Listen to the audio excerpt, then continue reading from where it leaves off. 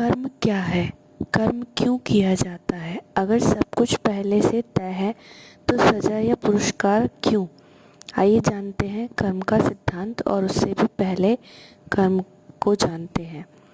अभी तक हमें बताया गया कि कर्म का अर्थ दान, पुण्य, पूजा पाठ या तीर्थ यात्रा और इस भौतिक जगत में होने वाले क्रियाकलाप हैं।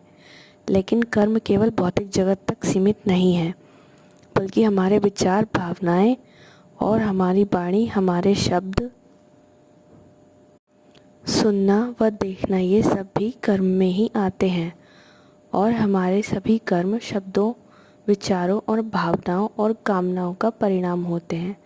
लेकिन सोचने वाली बात है कि ये विचार आते कहाँ से हैं, क्योंकि जब हम पैदा होते हैं तब और फिर 1 साल तक कोई विचार नहीं होता, कुछ अच्छा या कुछ बुरा नहीं होता। फिर ये विचार कहाँ से आते हैं? हमारे माता पिता और परिवार और समाज से। इसी प्रकार पूरी ज़िंदगी यह क्रम चलता रहता है। पर जब विचार दूसरे के हैं तो कर्म हमारा कैसे?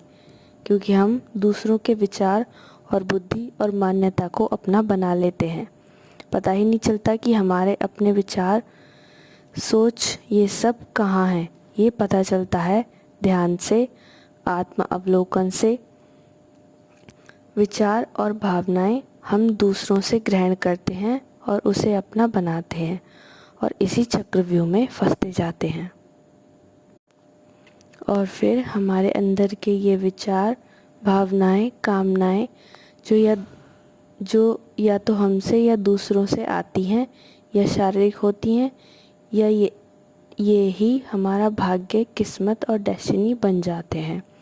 और इसी के कारण जन्म और मृत्यु का चक्र चलता रहता है।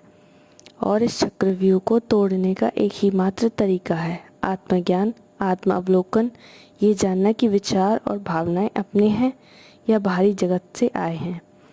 और यहीं से प्रारंभ होता है मुक्ति का मार्ग।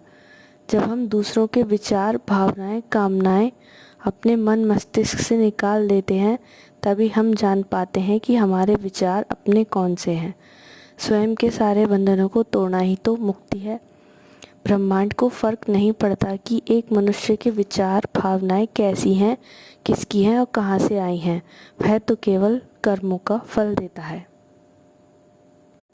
यही हमारे विचार, भावनाएं और प्रतिक्रिया मिलकर हमारे कर्म बनते हैं और यही कर्म हमारा भाग्य।